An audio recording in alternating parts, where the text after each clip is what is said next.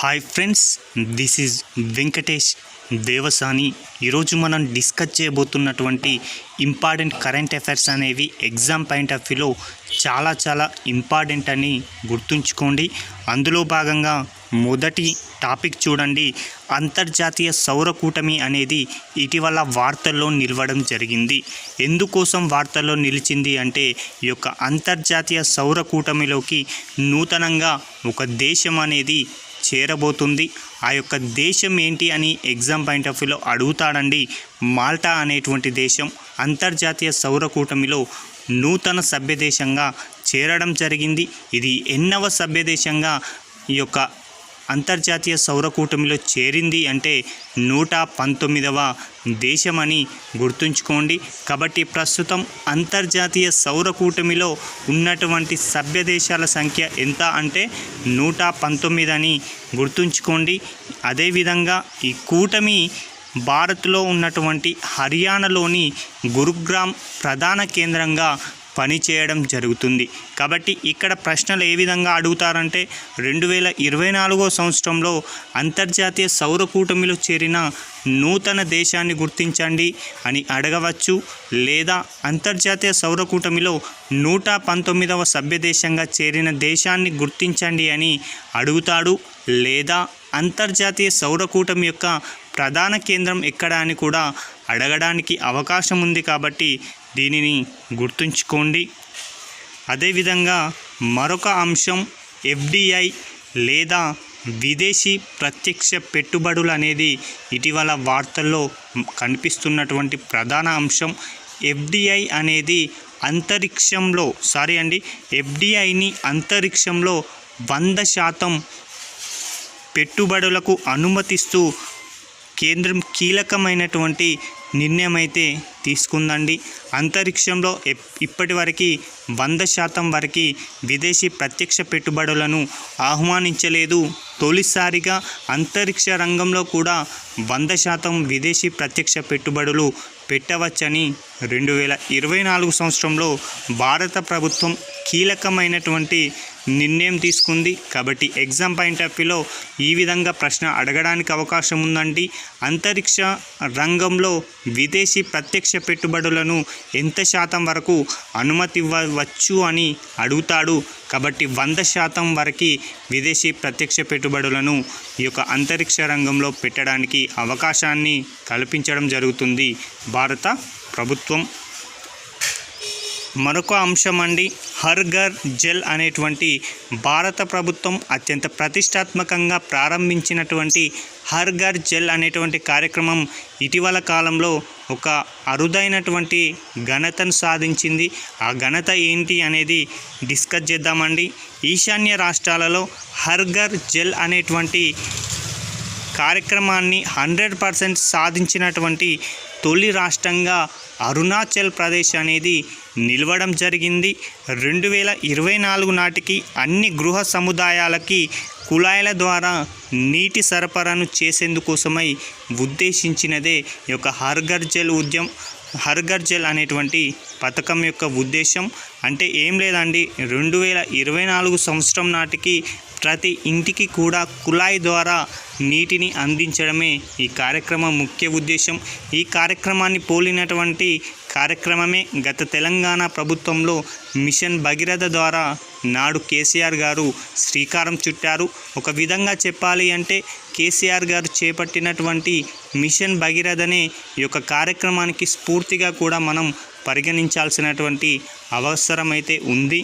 అయితే ఈ యొక్క 100% కుళాయి ద్వారా నీటిని అందించినటువంటి తొలి ఈశాన్య రాష్ట్రంగా అరుణాచల్ ప్రదేశ్ అనేది నిలవడం జరిగింది. ఈ లక్ష్యాన్ని చేరుకున్నటువంటి 10వ రాష్ట్రంగా కూడా నిలిచిందని గుర్తుంచుకోండి. కాబట్టి హర్ ఘర్ జల్ అనేటువంటి కార్యక్రమం ద్వారా కుళాయి ద్వారా నీటిని అందించినటువంటి 10వ రాష్ట్రం అండి అరుణాచల్ ప్రదేశ్. అదే ఈశాన్య రాష్ట్రాలలో మాత్రం తొలి రాష్ట్రం అండి అరుణాచల్ ప్రదేశ్. ఈ యొక్క పథకాన్ని భారత ప్రభుత్వం 2019 సంవత్సరంలో ప్రారంభించడం జరిగింది. కాబట్టి గుర్తుంచుకోండి, హర్ జల్ కార్యక్రమం వచ్చేసి 2019 అని. అదేవిధంగా మరొక ఇంపార్టెంట్ అంశం అండి శశి థరూర్. ఇతడు అందరికీ తెలిసినటువంటి వ్యక్తి. ఎందుకంటే ఇతడు కేవలం రాజకీయ వ్యక్తిగా కాకుండా రచయితగా కూడా మనం తరచూ వార్తల్లో చూస్తుంటాం. అలాంటి వ్యక్తి శశి థరూర్. ఇతడు కాంగ్రెస్ పార్టీకి సంబంధించినటువంటి ఎంపీ అని గుర్తుంచుకోండి.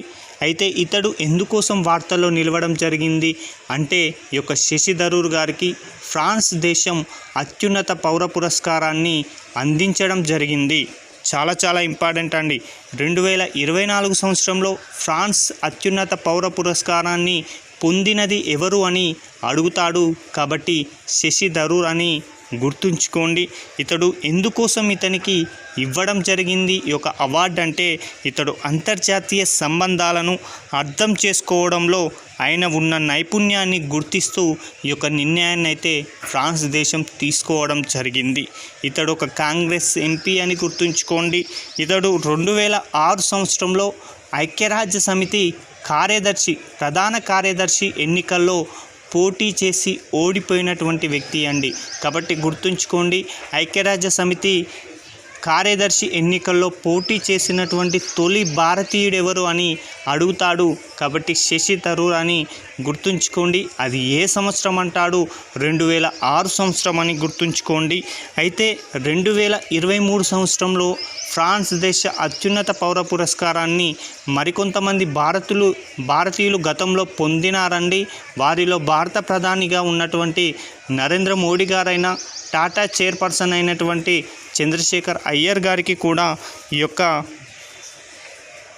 పురస్కారం అయితే లభించింది అని, అదేవిధంగా హర్ష సత్తర్ కూడా ఈ యొక్క ఫ్రాన్స్ అత్యున్నత పౌర పురస్కారం 2023లో పొందడం జరిగింది. మరొక అంశం అండి అంతర్జాతీయ న్యాయస్థానం అనేది ఇటీవల వార్తల్లో నిలవడం జరిగింది. ఎందుకోసం అంతర్జాతీయ న్యాయస్థానం వార్తల్లో నిలిచింది అంటే ఈ యొక్క అంతర్జాతీయ న్యాయస్థానానికి నూతన అధ్యక్షుడు అనేటువంటి వ్యక్తి ఎన్నిక కావడం జరిగింది. కాబట్టి అతని గురించి అడగడానికి అవకాశం ఉందండి. ఎవరు ఎన్నికయ్యారు అంటే నవాజ్ సలాం అనేటువంటి వ్యక్తి ఎన్నిక కావడం జరిగింది. ఏ పదవికి ఎన్నికయ్యారు అంటే అంతర్జాతీయ న్యాయస్థానానికి నూతన అధ్యక్షుడిగా నవాజ్ సలీం. ఇతడు ఏ దేశానికి సంబంధించిన వ్యక్తి అంటాడు? లెబనాన్ అనేటువంటి దేశానికి సంబంధించినటువంటి వ్యక్తి అని గుర్తుంచుకోండి. ఇతడు ఎన్ని సంవత్సరాలు పదవిలో కొనసాగబోతున్నారు అంటే 3 సంవత్సరాల పాటు అంతర్జాతీయ న్యాయస్థాన అధ్యక్ష పదవిలో కొనసాగబోతున్నారు. అయితే ఈ యొక్క అంతర్జాతీయ న్యాయస్థానం అనేది ఐక్యరాజ్య సమితి యొక్క ప్రధాన అంగాలలో ఇది ఒకటి అని గుర్తుంచుకోండి.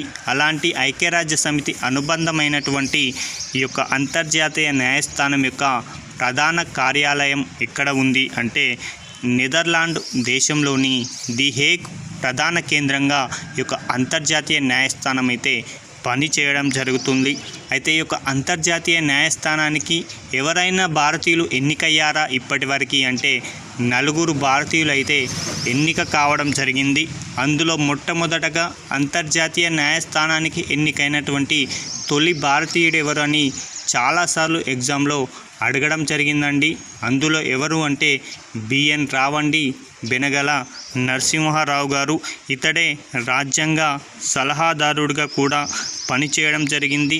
అదేవిధంగా చిత్తు రాజ్యాంగ నిర్మాతగా కూడా పనిచేయడం జరిగిందండి.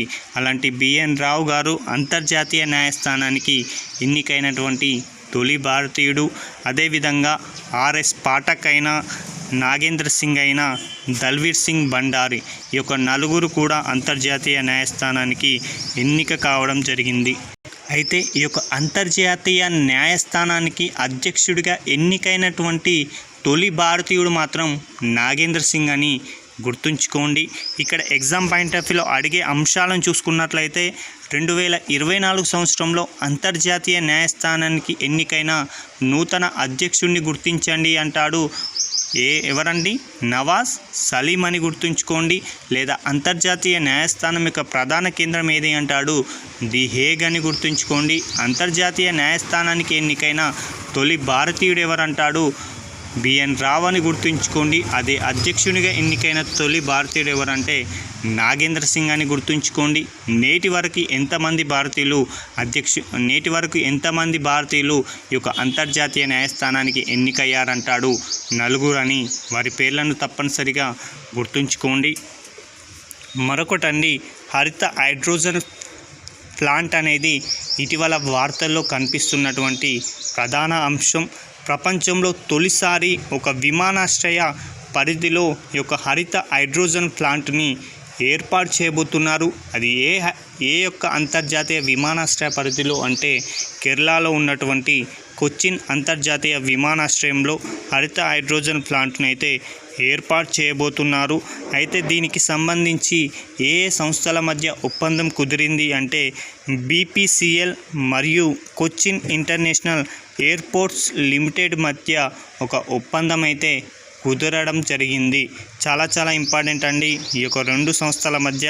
ఒకటి BPCL అని గుర్తుంచుకోండి, రెండవదేమో కొచ్చిన్ ఇంటర్నేషనల్ ఎయిర్పోర్ట్ అని గుర్తుంచుకోండి. అయితే ఈ యొక్క హరిత హైడ్రోజన్ ప్లాంట్ యొక్క ముఖ్య ఉద్దేశం లేదా ముఖ్య లక్ష్యం ఏంటి అంటే 1000 కిలోవాట్ల హరిత హైడ్రోజన్ని ఉత్పత్తి చేయడమే దీని యొక్క ప్రధాన లక్ష్యమని గుర్తుంచుకోండి. మరొక ముఖ్యమైన అంశం అండి, వాయుశక్తి అనేది కూడా ఇటీవల వార్తల్లో కనిపిస్తున్నటువంటి ప్రముఖ అంశం. ఇది వాయుశక్తి అనేది ఏంటిది అంటే ఇది ఒక వైమానిక దళం వారు నిర్వహించేటువంటి ఒక విన్యాసం అని గుర్తుంచుకోండి. అయితే 2024 సంవత్సరం ఫిబ్రవరి 17వ తేదీ నాడు ఈ యొక్క వాయుశక్తి వైమానిక దళం వారు ఒక సైనిక విన్యాసంని ఈ పేరిట నిర్వహించడం జరిగింది. అది ఎక్కడ నిర్వహించారు అంటే రాజస్థాన్ రాష్ట్రంలో ఉన్నటువంటి జైసల్మీర్ సమీపంలో ఉన్నటువంటి పోఖ్రాన్ శ్రేణిలో ఈ యొక్క వాయుశక్తి సైనిక విన్యాసాలు అయితే నిర్వహించడం జరిగింది. దాదాపుగా 120కి పైగా ఎయిర్ క్రాఫ్ట్లు పాల్గొనడం జరిగాయి. కాబట్టి ఎగ్జామ్ పాయింట్ ఆఫ్ వ్యూలో ప్రశ్న ఏ విధంగా అడుగుతాడంటే భారత వైమానిక దళం వారు వాయుశక్తి పేరిట ఎక్కడ విన్యాసాలను నిర్వహించారని అడుగుతాడు. కాబట్టి రాజస్థాన్లో ఉన్నటువంటి జైసల్మీర్ సమీపంలో ఉన్నటువంటి పోఖ్రాన్లో నిర్వహించడం జరిగింది. ఓకేనా? ఇవండి ఈ రోజుకు సంబంధించినటువంటి ముఖ్యమైనటువంటి కరెంట్ అఫైర్స్ టాపిక్స్. తదుపరి వీడియోలో మరికొన్ని కరెంట్ అఫైర్స్ని డిస్కస్ చేద్దాం. Thank you.